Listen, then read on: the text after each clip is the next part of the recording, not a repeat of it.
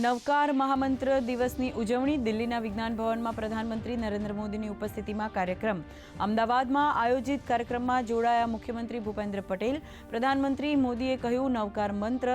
જનથી જગત સુધીની યાત્રા નવકાર મંત્ર દિવસ પર લેવડાવ્યા નવ સંકલ્પ રિઝર્વ બેંક ઓફ ઇન્ડિયાએ આપી વધુ એક રાહત નવા ગવર્નરે સતત બીજી વખત વ્યાજદર ઘટાડ્યા રેપો રેટ 0.25% ઘટી 6% થતાં હવે લોન થશે સસ્તી ઈએમઆઈ પણ ઘટશે મોંઘવારી કાબૂમાં રહેતા આરબીઆઈએ પોલિસીનું સ્ટેન્સ સુધારી અકોમોડેટિવ કર્યું અમદાવાદમાં સાબરમતી નદીના તટ પર કોંગ્રેસનું રાષ્ટ્રીય અધિવેશન કોંગ્રેસના રાષ્ટ્રીય અધ્યક્ષ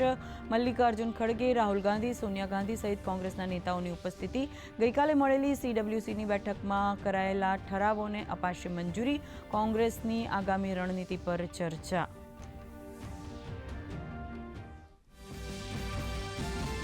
હવામાન વિભાગની આગાહી 10 એપ્રિલ સુધી નહીં મળે ગરમીથી રાહત સુરેન્દ્રનગર અને રાજકોટમાં નોંધાયું 44 ડિગ્રી તાપમાન અમદાવાદ ભુજ અમરેલીમાં 43 ડિગ્રી તાપમાન શેકાયા લોકો આજે કચ્છ જિલ્લામાં ગરમીનું રેડ એલર્ટ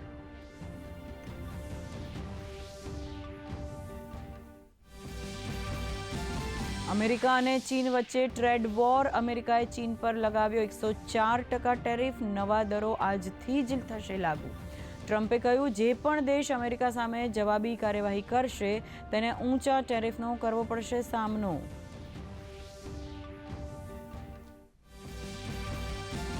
રેડ ઝોનમાં ખુલ્યું ભારતીય શેરબજાર સેન્સેક્સમાં 400થી વધુ પોઈન્ટનો ઘટાડો નિફ્ટી પણ 150 પોઈન્ટ ગગડ્યો સોના ચાંદીના ભાવમાં સામાન્ય વધારો